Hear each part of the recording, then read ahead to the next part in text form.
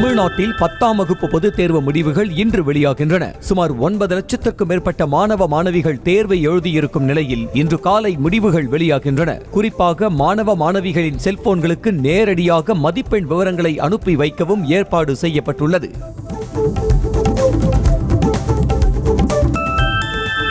விருதுநகர் மாவட்டம் செங்கமலப்பட்டி பகுதியில் பட்டாசு ஆலையில் நிகழ்ந்த பயங்கர வெடி விபத்தில் உயிரிழந்தோரின் எண்ணிக்கை 10ஆக உயர்ந்தது. சரவணகுமார் என்பவருக்கு சொந்தமான ஸ்ரீ சுதர்ஷன் என்ற பட்டாசு ஆலையில் நேற்று மதியம் ஏற்பட்ட வெடி விபத்தில் 12 பேர் படுகாயமடைந்து மருத்துவமனையில் அனுமதிக்கப்பட்டுள்ளனர். விருதுநகர் மாவட்டம் செங்கமலப்பட்டி பட்டாசு ஆலை வெடி விபத்தில் காயமடைந்து சிகிச்சை பெற்று வருபவர்களை அமைச்சர் KKSSR ராமச்சந்திரன் நேரில் சந்தித்து நலம் விசாரித்து ஆறுதல் தெரிவித்தார். பின்னர் பேட்டியளித்த அவர், சிலரின் பேராசை காரணமாகவே தமிழகத்தில் நேற்று 12 இடங்களில் வெப்பம் 100 டிகிரி ஃபாரன்ஹீட்டை தாண்டி பதிவாகியுள்ளது. அதிகபட்சமாக கரூர், பரமத்தி மற்றும் ஈரோட்டில் 107 டிகிரி ஃபாரன்ஹீட் வெப்பம் பதிவாகியுள்ளது. அதேபோல் கோவை, திருப்பத்தூர், பாளையங்கோட்டையில் வெயில் சதமடித்தது. தமிழ்நாட்டில் வெப்ப அலை வீசுவதால் அரசு மற்றும் தனியார் பள்ளிகளில் எவ்வகையான பயிற்சி மற்றும் சிறப்பு வகுப்புகளையும் நடத்தக்கூடாது என தலைமை செயலாளர் உத்தரவிட்டுள்ளார். மேலும் இதனை உறுதி செய்ய அனைத்து மாவட்ட ஆட்சியர்களுக்கும் அறிவுரை வழங்கியுள்ளார். 4ஆம் கட்ட தேர்தல் நடைபெறும் தெலங்கானா மாநிலத்திற்கு தமிழக ஊர்காவல் படையினர் 600க்கும் மேற்பட்டோர் புறப்பட்டுச் சென்றனர். வரும் 13ஆம் தேதி தெலங்கானாவில் உள்ள 17 மக்களவை தொகுதிகளுக்கான வாக்குப்பதிவு நடைபெற உள்ளது.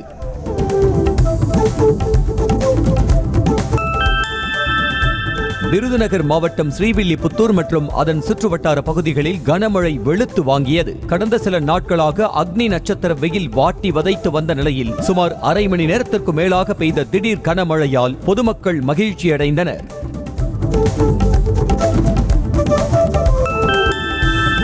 புதுக்கோட்டை மற்றும் அதன் சுற்றுவட்டார பகுதிகளில் 1 மணி நேரத்திற்கு மேலாக கனமழை பெய்தது. கடந்த சில நாட்களாக வெயில் 100 டிகிரிக்கு மேலாக வாட்டி வதைத்த நிலையில் திடீரென பெய்த கோடை மழையால் பொதுமக்கள் மற்றும் விவசாயிகள் மகிழ்ச்சி அடைந்தனர்.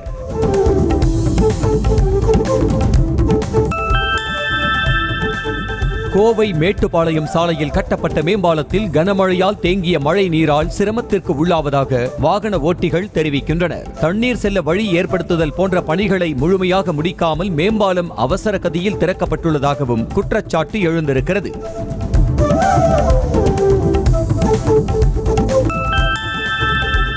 விருதுநகர் மாவட்டம் ராஜபாளையத்தில் திடீரென இடி மின்னலுடன் 1 மணி நேரத்திற்கு மேலாக கொட்டி தீர்த்த கோடை மழையால் மக்கள் மகிழ்ச்சி அடைந்தனர். இதனால் ராஜபாளையத்தை சுற்றியுள்ள பகுதிகளில் குளிர்ந்த சூழல் நிலவியது.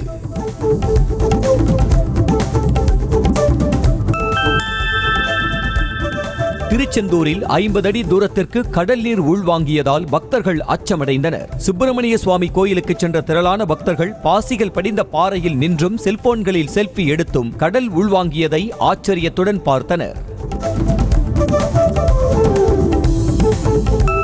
மறைந்த தேமுதிக தலைவர் விஜயகாந்துக்கு பத்மபூஷன் விருது வழங்கப்பட்டிருப்பது மட்டற்ற மகிழ்ச்சி அளிப்பதாக நடிகர் சத்யராஜ் பெருமிதம் தெரிவித்துள்ளார். மேலும் அவரது குடும்பத்தாருக்கும் தொண்டர்கள் மற்றும் ரசிகர்களுக்கும் சத்யராஜ் வாழ்த்துக்களை தெரிவித்துள்ளார்.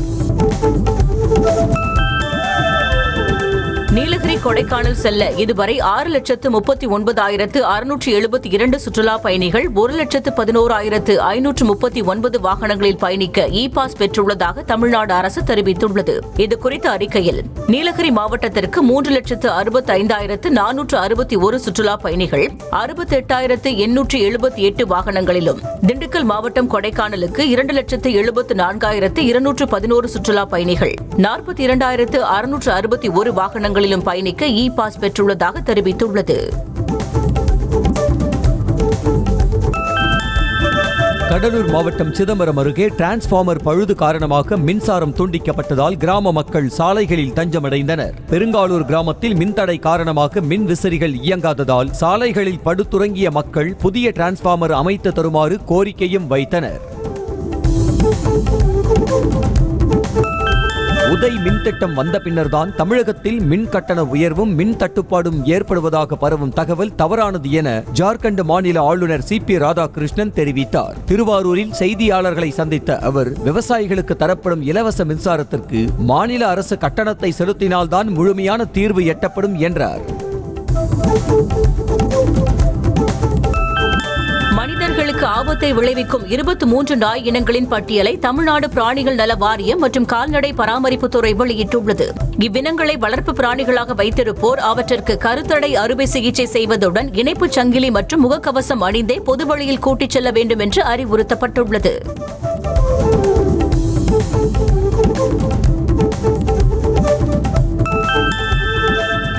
வேலை நிறுத்தத்தில் ஈடுபட்ட ஏர் இந்தியா எக்ஸ்பிரஸ் ஊழியர்களுடன் நிறுவனத்தினர் நடத்திய பேச்சுவார்த்தையில் சமரசம் ஏற்பட்டதாகவும் அவர்களை மீண்டும் வேலைக்கு வரவிருப்பதாகவும் அந்நிறுவனம் தெரிவித்திருக்கிறது. இதற்கிடையே ஏற்பட்ட இடையூறுகளுக்காக பயணிகளிடம் ஏர் இந்தியா எக்ஸ்பிரஸ் மன்னிப்பு கேட்டுக் கொண்டது.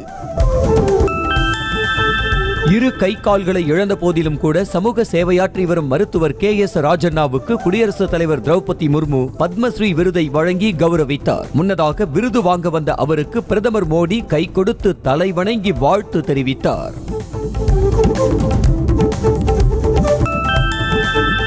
இரண்டாவது கட்டமாக பத்ம விருதுகளை பெற்ற அனைவருக்கும் மத்திய உள்துறை அமைச்சர் அமித்ஷா இல்லத்தில் இரவு விருந்துக்கு ஏற்பாடு செய்யப்பட்டிருந்தது. இரவு உணவு விருந்துக்காக வந்தவர்களை வாசலில் நின்று அமைச்சர் அமித்ஷா வரவேற்று உள்ளே அழைத்துச் சென்றார்.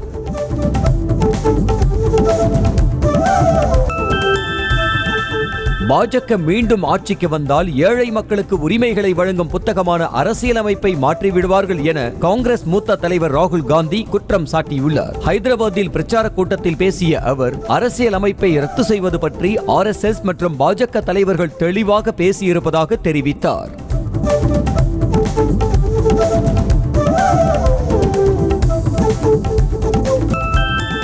நாட்டின் ஜனநாயகத்தை பலவீனப்படுத்தி பாஜக பலம் பெற விரும்புவதாக காங்கிரஸ் பொதுச் செயலாளர் பிரியங்கா காந்தி விமர்சித்துள்ளார். ரேபரேலி தொகுதியில் பிரச்சாரம் செய்த அவர், இந்தியாவின் அனைத்து சொத்துகளையும் தங்களது தொழிலதிபர் நண்பர்களுக்கு பாஜக விற்றுவிட்டதாக சாடினார். மீண்டும் பாஜக ஆட்சிக்கு வந்தால் SC, ST மற்றும் OBC இடஒதுக்கீடு அதிகரிக்கப்படும் என மத்திய உள்துறை அமைச்சர் அமித்ஷா வாக்குறுதி அளித்தார். தெலுங்கானாவில் பேசிய அவர், மோடி பிரதமரானால் இடஒதுக்கீட்டை முடிவுக்கு கொண்டு வருவார் என்று காங்கிரஸ் பொய் சொல்வதாகவும் விமர்சித்தார்.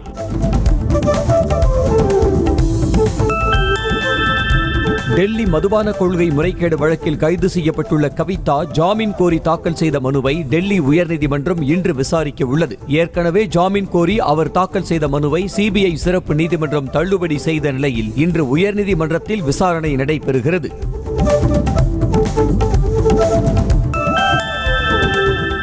தேர்தல் விதிமுறைகளை மீறும் வகையில் பேசியதாக கூறி பிரதமர் மோடி மற்றும் மத்திய அமைச்சர் அனுராக் தாக்கூர் மீது விசாரணை நடத்தி நடவடிக்கை எடுக்க தேர்தல் ஆணையத்திற்கு உத்தரவிடக் கோரி உச்சநீதிமன்றத்தில் மனு தாக்கல் செய்யப்பட்டுள்ளது. இருவரும் பிரச்சார கூட்டங்களில் வெறுப்புணர்வை தூண்டும் வகையில் பேசியதாக மனுவில் குற்றம் சாட்டப்பட்டது.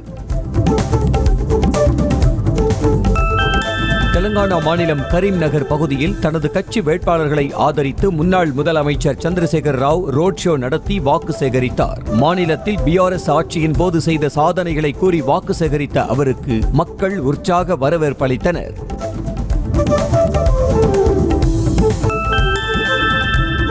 உத்தரப்பிரதேசத்தின் டியோரியா மக்களவை தொகுதி பாஜக வேட்பாளர் கடைசி நேரத்தில் ஓடோடி சென்று வேட்புமனு தாக்கல் செய்த வீடியோ இணையத்தில் பரவி வருகிறது. வேட்புமனுவை தாக்கல் செய்ய இன்னும் சில நாட்கள் அவகாசம் உள்ள நிலையில் பிறரின் கவனத்தை ஈர்க்கவே பாஜக வேட்பாளரான சஷாங்க் மணி திரிபாதி இதுபோன்று செய்ததாக விமர்சனம் எழுந்துள்ளது.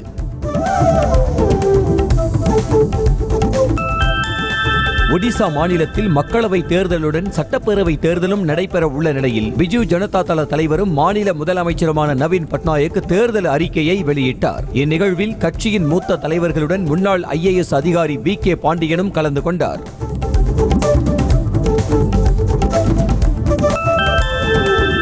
உத்தரப்பிரதேச மாநிலம் கான்பூரில் பாஜக வேட்பாளரை ஆதரித்து மல்யுத்த வீரர் கிரேட் காலி ரோட் ஷோ நடத்தினார். கையில் தாமரை சின்னத்தை ஏந்தி மக்களிடம் வாக்கு சேகரித்த அவரை ஆரத்தி எடுத்து பாஜகவினர் வரவேற்றனர்.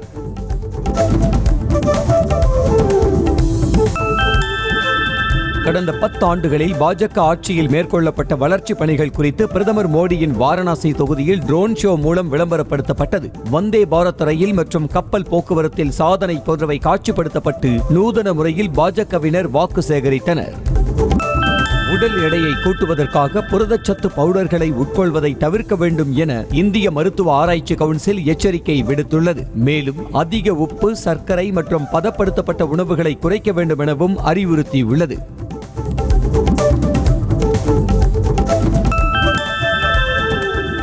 விளையாட்டுத் துறையில் சிறந்து விளங்கியதற்காக இந்திய ஸ்குவாஷ் வீராங்கனை ஜோஷ்னா சின்னப்பாவுக்கு பத்மஸ்ரீ விருதை குடியரசுத் தலைவர் திரௌபதி முர்மு வழங்கினார். கடந்த ஆண்டு ஹாங்சோவில் நடந்த ஆசிய விளையாட்டுப் போட்டியில் தன்வி கண்ணா மற்றும் அனாஹத் சிங்குடன் இணைந்து ஜோஷ்னா சின்னப்பா வெண்கலம் வென்றார்.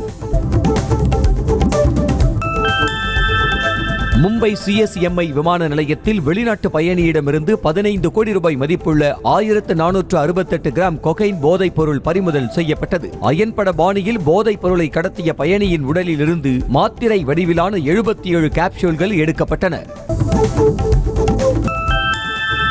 ஜம்மு காஷ்மீரின் பூஞ்ச் மாவட்டத்தில் லேசான மழையுடன் சேர்த்து ஆலங்கட்டி மழை பெய்தது. நகரின் பல்வேறு பகுதிகளிலும் பெய்த ஆலங்கட்டி மழை காரணமாக சாலை முழுவதும் பனிக்கட்டிகள் நிரம்பி காணப்பட்டன. இதன் காரணமாக வாகனங்கள் செல்வதில் சற்று சிரமம் ஏற்பட்டது.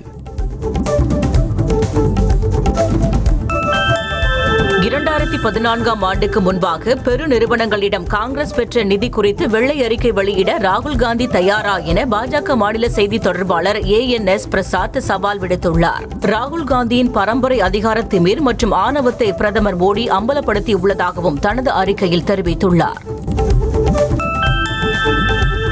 ஆபாச வீடியோ உள்ளதாக கூறி தருமபுரம் ஆதீனத்திடம் பணம் கேட்டு மிரட்டிய வழக்கில் பாஜக பொறுப்பாளர்கள் இருவரின் ஜாமீன் மனுக்களை மயிலாடுதுறை மாவட்ட அமர்வு நீதிமன்றம் நிராகரித்திருக்கிறது. வழக்கில் தற்போது வரை எந்த மாற்றமும் இல்லாததை குறிப்பிட்டு ஜாமீன் வழங்க அரசு தரப்பில் எதிர்ப்பு தெரிவிக்கப்பட்டது.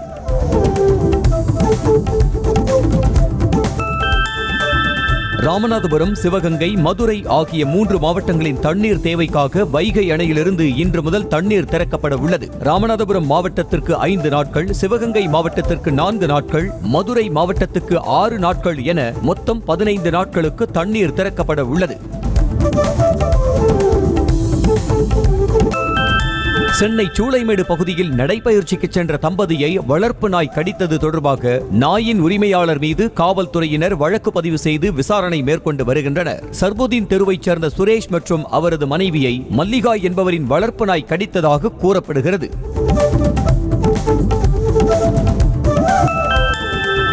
மயிலாடுதுறையில் நான் முதல்வன் திட்டத்தின் கீழ் கல்லூரி கனவு என்ற தலைப்பில் உயர்கல்விக்கான வழிகாட்டுதல் நிகழ்ச்சி நடைபெற்றது. இதில் மாவட்ட ஆட்சியர் மகாபாரதி பங்கேற்று +2 தேர்வில் அதிக மதிப்பெண் பெற்ற மாணாக்கருக்கு சான்றிதழ் வழங்கி பாராட்டு தெரிவித்தார்.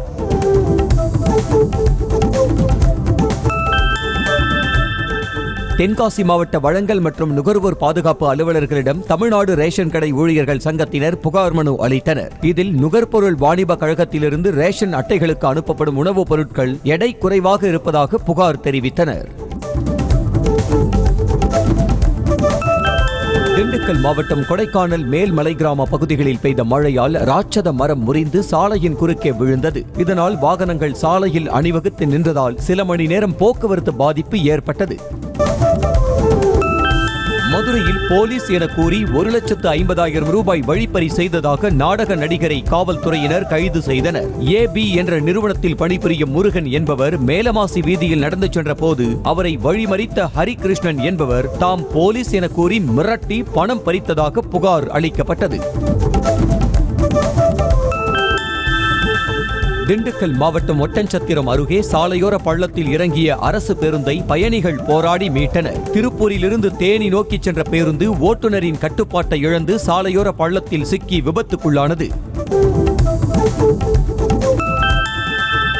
கடலூர் மாவட்டம் சிதம்பரத்தில் ஒரே நேரத்தில் தனியார் பள்ளி கல்லூரிகளுக்கு சொந்தமான 215 வாகனங்களை போக்குவரத்து துறை அதிகாரிகள் ஆய்வு செய்தனர். அத்தோடு வாகனங்களின் ஓட்டுநர்களுக்கு தீ தடுப்பு மற்றும் போக்குவரத்து விதிகள் குறித்து நேரடி பயிற்சியும் வழங்கப்பட்டது.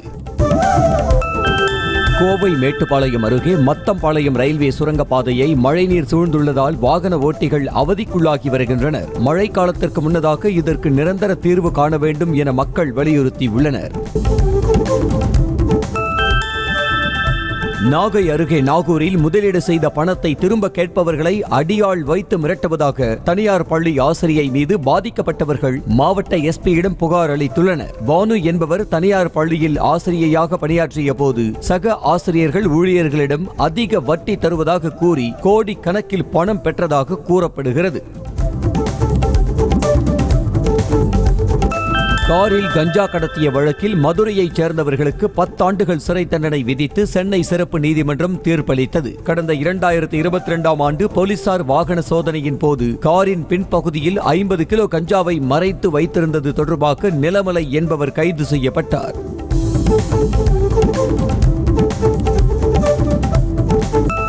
தருமபுரம் ஆதீனத்திற்கு மிரட்டல் விடுத்த வழக்கில் கைதான பாஜக மாவட்ட தலைவர் அகோரம் பாதுகாப்பு காரணங்களுக்காக திருச்சி மத்திய சிறைக்கு மாற்றப்பட்டுள்ளார். வழக்கு தொடர்பாக கடந்த மார்ச் 16ஆம் தேதி மகாராஷ்டிராவில் கைதான அகோரம் மயிலாடுதுறை கிளை சிறையில் அடைக்கப்பட்டிருந்தார்.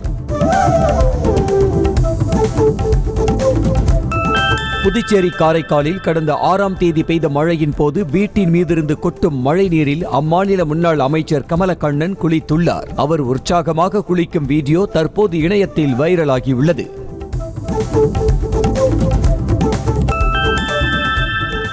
சிவகங்கை மாவட்டம் திருப்புவனம் பகுதியில் சுமார் 300 ஏக்கரில் பயிரிடப்பட்டுள்ள வெற்றிலை செடிகள் கடும் கோடை வெயில் காரணமாக கருகுவதால் விளைச்சல் பாதிக்கப்பட்டுள்ளது. இதனால் வெற்றிலை விவசாயிகள் கடும் வேதனைக்கு உள்ளாகியுள்ளனர்.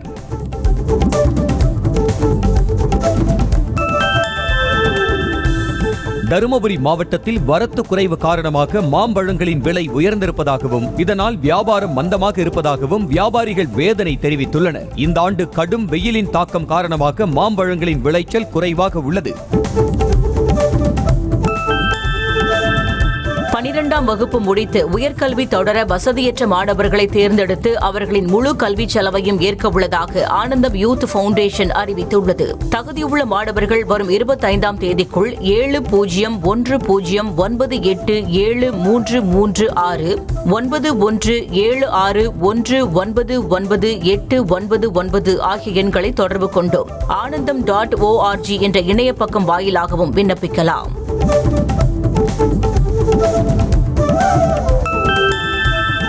தூத்துக்குடி மாவட்டம் பாஞ்சாலங்குறிச்சியில் வீரசக்கதேவி கோயில் திருவிழா இன்று நடைபெறுவதை முன்னிட்டு 2000 போலீசார் பாதுகாப்பு பணியில் ஈடுபட உள்ளனர். திருவிழாவை ஒட்டி நடைபெறும் தொடர் ஜோதி ஓட்டத்தை முன்னிட்டு சட்டம் ஒழுங்கை பாதுகாக்கும் வகையில் மாவட்டம் முழுவதும் 144 தடை உத்தரவு பிறப்பிக்கப்பட்டுள்ளது. ஐபிஎல் தொடரின் நேற்றைய லீக் ஆட்டத்தில் 60 ரன்கள் வித்தியாசத்தில் பெங்களூரு அணி அபார வெற்றி பெற்றது. முதலில் பேட்டிங் ஆடிய பெங்களூரு அணி 20 ஓவர்கள் முடிவில் 241 ரன்கள் குவித்தது. அடுத்து பேட்டிங் ஆடிய பஞ்சாப் அணி 17 ஓவர்களில் அனைத்து விக்கெட்டுகளையும் இழந்து 181 ரன்கள் மட்டுமே சேர்த்தது. பஞ்சாபுக்கு எதிரான போட்டியில் வெற்றி பெற்றதன் மூலம் 5 வெற்றிகளை பதிவு செய்த பெங்களூரு அணி பிளே ஆஃப் செல்வதற்கான வாய்ப்பை தக்க வைத்துக் கொண்டது. மேலும் தோல்வியடைந்த பஞ்சாப் அணி மும்பையை தொடர்ந்து 2வது அணியாக பிளே ஆஃப் சுற்று வாய்ப்பை இழந்து வெளியேறியது.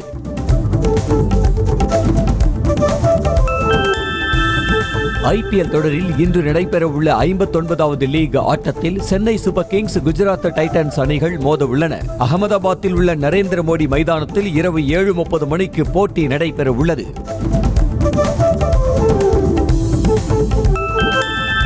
ஐபிஎல் வரலாற்றில் அதிக முறை 600க்கும் மேற்பட்ட ரன்களை குவித்த வீரர் என்ற KL ராகுலின் மாபெரும் சாதனையை விராட் கோலி சமன் செய்துள்ளார். இரு வீரர்களும் தலா 4 முறை 600க்கும் மேற்பட்ட ரன்களை குவித்துள்ளனர். நடப்பு தொடரில் மட்டும் விராட் கோலி இதுவரை 634 ரன்கள் குவித்துள்ளார்.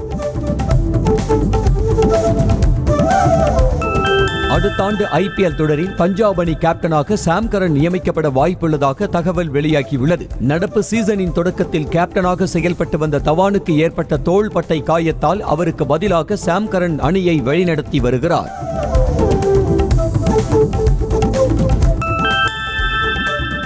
லக்னோ அணியின் கேப்டன் பதவியிலிருந்து KL ராகுல் விலக உள்ளதாக தகவல் வெளியாகியுள்ளது.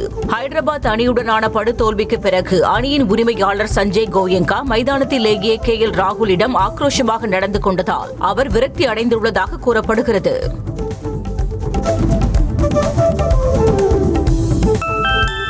டெல்லி கேபிட்டல்ஸ் அணிக்கு எதிரான போட்டியில் ராஜஸ்தான் கேப்டன் சஞ்சு சாம்சன் விக்கெட் தொடர்பாக பல குழப்பங்கள் எழுந்த நிலையில் அதற்கு விடை கிடைத்துள்ளது. புதிதாக வெளியான வீடியோவில் ஷாய் ஹோப்பின் கால் பவுண்டரி எல்லையில் படாதது உறுதியாகியுள்ளது. T20 உலகக்கோப்பை தொடருக்கான இலங்கை அணி அறிவிக்கப்பட்டுள்ளது. வனிந்து ஹசரங்கா தலைமையிலான அணியில் குசல் மென்ட்ரிஸ், ஏஞ்சலோ மேத்யூஸ், மஹேஷ் தேக்ஷனா, மதிஷா பத்திரனா உள்ளிட்ட நட்சத்திர வீரர்கள் இடம்பெற்றுள்ளனர். சென்னை அமைந்த கரையில் உள்ள அம்பாஸ் கைவன் வணிக வளாகத்தில் நாளை முதல் 2 நாட்களுக்கு டேபிள் டென்னிஸ் சூப்பர் லீக் சீசனின் 3வது தொடர் நடைபெற உள்ளதாக சர்வதேச டேபிள் டென்னிஸ் வீரர் சத்யன் தெரிவித்தார். செய்தியாளர்களிடம் பேசிய அவர், டேபிள் டென்னிஸில் தமிழ்நாடு சிறந்த வீரர்களை கொண்டுள்ளது என்றார். பிரபல தெலுங்கு நடிகர் விஷ்ணு மஞ்சுவின் கண்ணப்பா படத்தில் பிரபாஸ் கமிட் ஆகிய நிலையில் படப்பிடிப்பில் அவர் இணைந்து விட்டதாக படக்குழு போஸ்டர் வெளியிட்டு அறிவித்திருக்கிறது. கண்ணப்ப நாயனாரின் வரலாற்றை கூறும் இப்படத்தில் அக்ஷய் குமார், காஜல் அகர்வால், மோகன்லால் உள்ளிட்டோர் நடித்து வருகின்றனர். வெண்ணிற ஆடையில் மனதை கொள்ளை கொள்ளும் தனது புகைப்படங்களை நடிகை ராஷ்மிகா மந்தனா தனது சமூக வலைதள பக்கங்களில் பகிர்ந்துள்ளார். சிக்கந்தர் படத்தில் நடிகர் சல்மான் கானுடன் இணைய உள்ளதாக மகிழ்ச்சி செய்தியை பதிவிட்ட அடுத்த சில மணி நேரங்களிலேயே இந்த புகைப்படங்களை பகிர்ந்தார். தஞ்சை மாவட்டம் சூரப்பள்ளத்தில் சூரமாக்காளியம்மன் கோயில் சித்திரை திருவிழாவை ஒட்டி தூக்கு தேர் திருவிழா வெகு விமரிசையாக நடைபெற்றது. சுமார் 6 டன் எடை உள்ள தேரினை 300க்கும் மேற்பட்ட இளைஞர்கள் 2 கிலோமீட்டர் தூரம் தோளில் சுமந்து சென்று நேர்த்திக் கடன் செலுத்தினர். புதுக்கோட்டை மாவட்டம் கண்டியாநத்தம் கிராமத்தில் காமாட்சி அம்மன் கோவில் கரக எடுப்பு விழா விமரிசையாக நடைபெற்றது. இந்நிகழ்வில் தஞ்சாவூர், திருச்சி உள்ளிட்ட பல்வேறு மாவட்டங்களைச் சேர்ந்த பக்தர்கள் பங்கேற்று சுவாமி தரிசனம் செய்தனர். திண்டுக்கல் மாவட்டம் பழனி தண்டாயுதபாணி சுவாமி திருக்கோயிலில் பக்தர்கள் செலுத்திய உண்டியல் காணிக்கை மூலம் 2,24,00,000 ரூபாய் வருவாய் கிடைத்திருக்கிறது. இதேபோல 848 கிராம் தங்கமும் 13,575 கிராம் வெள்ளி பொருட்களும் காணிக்கையாக கிடைத்துள்ளன.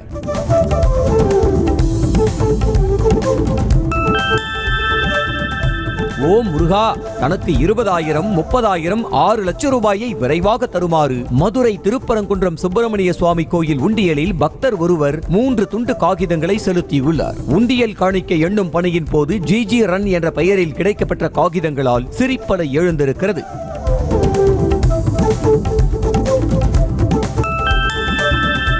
திண்டுக்கல் மாவட்டம் கொசவப்பட்டியில் புனித உத்திரிய மாதா கோவில் திருவிழாவின் முக்கிய நிகழ்வான உயிர்த்த ஆண்டவர் 40வது நாளில் வானுலகம் செல்வதை வான தூதர் வரவேற்கும் சம்மனசு நிகழ்ச்சி நடைபெற்றது. இதில் ஆயிரக்கணக்கான மக்கள் கலந்து கொண்டு உயிர்த்த ஆண்டவரை வழிபட்டு சென்றனர்.